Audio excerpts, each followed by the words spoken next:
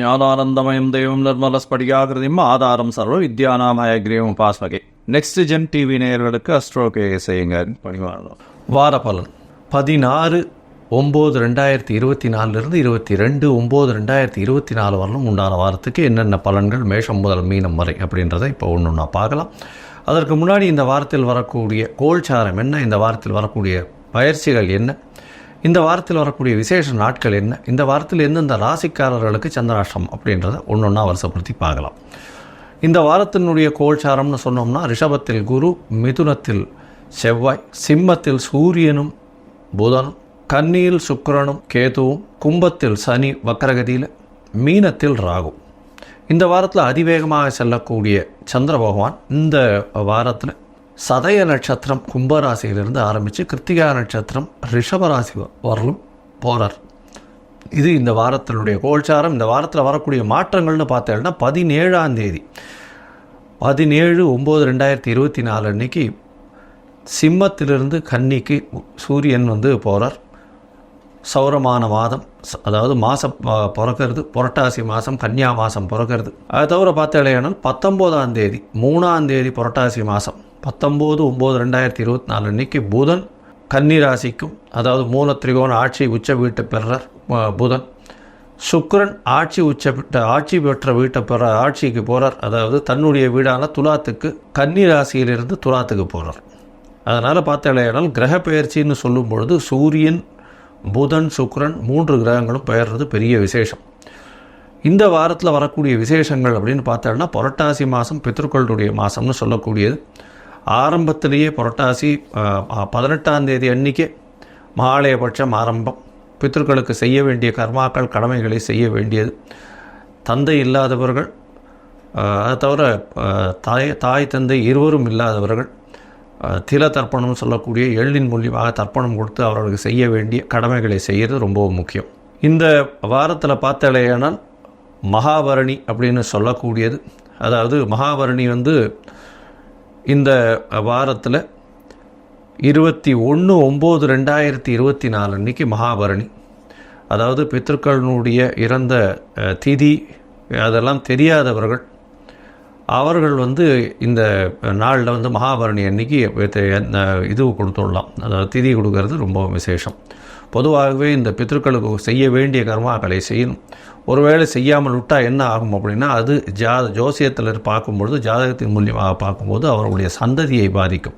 அது எப்படி பாதிக்கும் அப்படின்னா 5/9ன்னு சொல்லக்கூடிய பூர்வ புண்ணியஸ்தானம், அது தவிர பாக்கியஸ்தானம்னு சொல்லக்கூடிய இடத்துல அதாவது துர்கிரகங்கள் இருக்கிறதோ, அதாவது அது தவிர துர்கிரகங்களுடைய பார்வை இருக்கிறதோ, துர்கிரகங்களாக இருந்து நீச்சப்பட்டு போகிறதோ, இந்த மாதிரியான விஷயங்கள் நடக்கும். இதன் மூலியமாக அவர்களுக்கு கிடைக்க வேண்டியது கிடைக்க நேரத்தில் கிடைக்காமல் போகும். அது தவிர மிகப்பெரிய கஷ்டத்தை அவர்களுடைய வாழ்நாளில் அனுபவிக்கக்கூடும். அதனால் முடிஞ்சவரை அவர்கள் செய்ய வேண்டிய, முன்னோர்களுக்கு செய்ய வேண்டிய கடமைகளை கண்டிப்பாக செய்யணும் அப்படின்றத சொல்கிறோம்.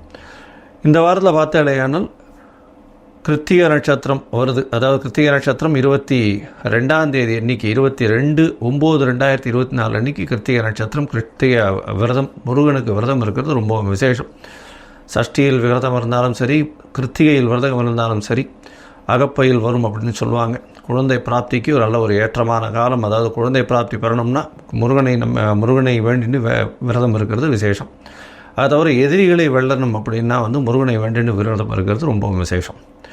பொதுவாக இந்த வாரத்தில் பித்ருக்களுக்கு உண்டான கர்மாக்களை செய்கிறதும் பித்ருக்களுக்கு உண்டான தர்ப்பணங்கள் செய்கிறதும் ரொம்பவே முக்கியமானது. சரி, இந்த வாரத்தில் வரக்கூடிய எந்தெந்த ராசிக்காரர்களுக்கு சந்திராஷ்டம் அப்படின்னு பார்ப்போம். இந்த வாரத்தில் பார்த்தோம்னா கடகம், சிம்மம், கன்னி, துலாம் இந்த 4 ராசிக்காரர்களுக்கு சந்திராஷ்டம். சந்திராஷ்டம்னா உங்களுடைய ராசிக்கு 8ஆம் இடத்துல சந்திர பகவான் மறைந்து இருக்கக்கூடிய காலகட்டத்தை சந்திராஷ்டம்னு சொல்கிறோம். மதிகாரகனான சந்திர பகவான் மறைந்திருக்கக்கூடிய காலகட்டத்தில் தவறான முடிவுகள் எடுக்கக்கூடும். தப்பான முடிவுகள் எடுக்கும் பொழுது அதன் மூலியமாக வரக்கூடிய விசேஷங்கள் வராது. இல்லைன்னா தவறாக சென்றதுனால பிரச்சனையில் போய் முடியும்.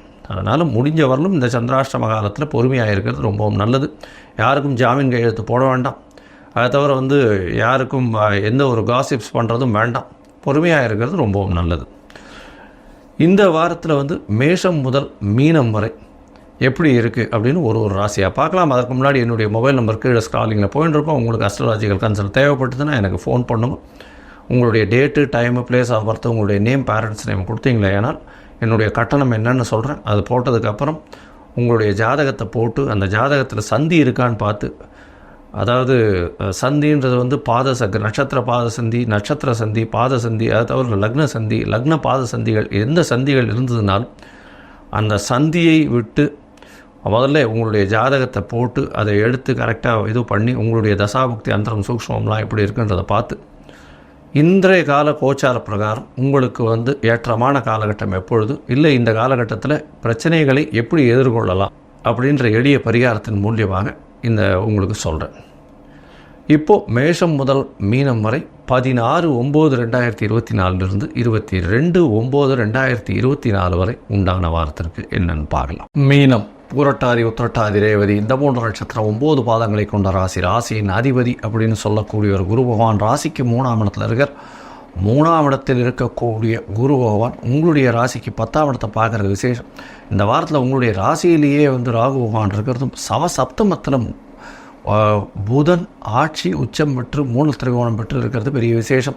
எதிர்பாலத்தவர் மூலியமாக நல்ல ஒரு ஏற்றம் இருக்கும். நண்பர்கள் மூலியமாக நல்ல ஒரு விசேஷமான விஷயங்கள் கிடைக்கக்கூடிய வாய்ப்புகள் உண்டு. ராசிக்கு 6ஆம் அதிபதி 7ஆம் இடத்துல போய் இருக்கிறதன் மூலியமாக புதிய கடன் வாங்கக்கூடிய வாய்ப்புகள் உண்டு. பார்ட்னர்ஷிப் பிஸ்னஸுக்குன்னு பொறுமையாக இருக்கிறது நல்லது. அரசாங்க சம்பந்தமாக சிறு சிறு தொல்லைகள் வரக்கூடிய வாய்ப்புகள் நிச்சயமாக இருக்கும். உங்களுடைய ராசிக்கு 7.5 சனி ஆரம்பிச்சுடுத்து. ஏற்கனவே சனி பகவான் 12ஆம் இடத்துல வக்கரகதியில் இருக்கிற தேவையற்ற செலவுகள் கொஞ்சம் ஆகக்கூடிய வாய்ப்புகள் நிச்சயமாக இருக்கும். இந்த வாரத்தில் உங்களுடைய ராசிக்கு சப்தமத்தில் இருந்த சுக்கிர பகவான் 8ஆம் இடத்துல போய் ஆட்சி பெற்று போகிறார். இதன் மூலியமாக உங்களுடைய வெளிநாடு போகக்கூடிய எண்ணங்கள் கொஞ்சம் அதிகரிக்கக்கூடிய காலகட்டமாக இருக்கும். 8ஆம் இடத்துல மறைந்த செல்வங்கள் வரக்கூடிய வாய்ப்புகள் நிச்சயமாக உண்டு. திடீரென்று உங்களுக்கு ஒரு பொக்கிஷம் கிடைக்கக்கூடிய வாய்ப்புகள் நிச்சயமாக உண்டு. இந்த வாரத்தில் பார்த்தாலேனால் ராசிக்கு 4ஆம் இடத்துல செவ்வாய் பகவான் போய் இருக்கிறது பெரிய விசேஷம். இதன் மூலியமாக பார்த்தாலேன்னா தாயின் உடல்நிலையில் சற்று ஏற்றம் இருக்கக்கூடிய காலகட்டமாக அமைய போகிறது. தந்தையின் உடல்நிலையில் சற்று பின்னடைவு இருக்கக்கூடிய காலகட்டமாக இருக்கும்.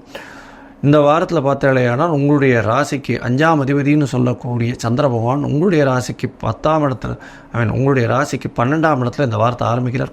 16/9/2024 22/9/2024 வரணும் உண்டான வாரத்திற்கு சந்திர பகவான் உங்களுடைய ராசியில் 12ஆம் இடத்துல புனர்ப்பு யோகம் அமையிறது. கணவன் மனைவிக்குள்ள சிறு சிறு பிரச்சனைகள் இருக்கும். வீட்டை விட்டு வெளியில் பிரிந்து செல்ல வேண்டிய கட்டாயம் இருக்கும். தொழிலில் பெரிய மாற்றங்கள் இருக்கும். தொழில், அதாவது வேலை செய்யும் இடத்துல வெளிநாடு, வெளியூர், வெளிமாநிலம் போகக்கூடிய பாக்கியம் நிச்சயமாக கிடைக்கும். அது தவிர குடும்பத்தை விட்டு பிரிந்து இருக்கக்கூடிய காலகட்டமாக அமைய போகிறது. உங்களுடைய ராசிக்கு 12ஆம் இடத்துல இருக்கக்கூடிய சந்திர பகவான் 18ஆம் தேதி கார்த்தால வரலும் இருக்கார். அதற்கு பிறகு உங்களுடைய ராசியிலே வரார். சந்திரன் உங்களுடைய ராசியிலே கிட்டத்தட்ட பௌர்ணமி யோகம் வருது. 18ஆம் தேதி கார்த்தால ஒரு 7 மணியிலிருந்து 20ஆம் தேதி கார்த்தால ஒரு 9 மணி 10 மணி வரலும் இருக்கக்கூடிய காலகட்டமாக இருக்குது. பௌர்ணமி யோகம் படுறதுனால பெரிய ஏற்றம் கிடைக்கக்கூடிய காலகட்டம். 5-6 அதிபதிகள் அதாவது ஒருவருக்கொருவர் நேர் பார்வையில் பௌர்ணமி யோகம் கிடைக்கிறது பெரிய விசேஷம். இதன் மூலியமாக குழந்தைகள் மூலியமாக ஏற்றம் இருக்கும். உங்களுக்கு புதிய பதவி, புகழ், அந்தஸ்து, கௌரவம் வரக்கூடிய வாய்ப்புகள் நிச்சயமாக உண்டு.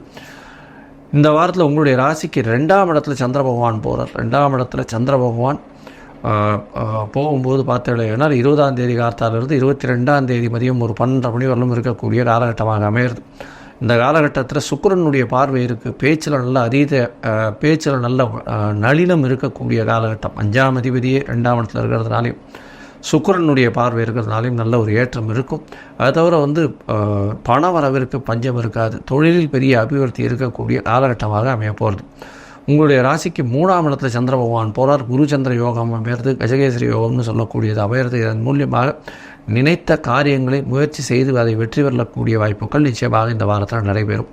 படிக்கக்கூடிய மாணவர்களுக்கு நல்ல ஏற்றமாக இருக்கக்கூடிய காலகட்டம். போட்டித் தேர்வில் வெற்றி பெறக்கூடிய வாய்ப்புகள் நிச்சயமாக உண்டு.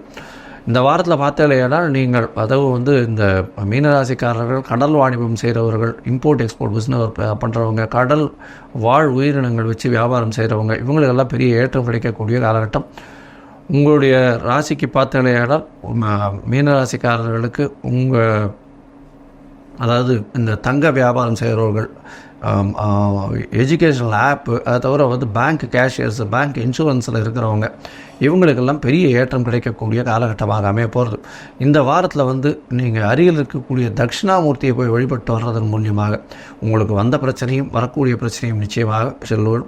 அதை தவிர பார்த்தாலே இந்த வாரம் பித்தர்களுக்கு செய்ய வேண்டிய கர்மாக்களை செய்வது மிகவும் நல்லது. ஏன்னா புரட்டாசி மாதம் மாலையபட்சமும் ஆரம்பிச்சுள்ளது. அதனால் கண்டிப்பாக எல்லாரும் பித்தர்களுக்கு உண்டான கர்மாக்களை செய்யணும் அப்படின்றத சொல்கிறோம்.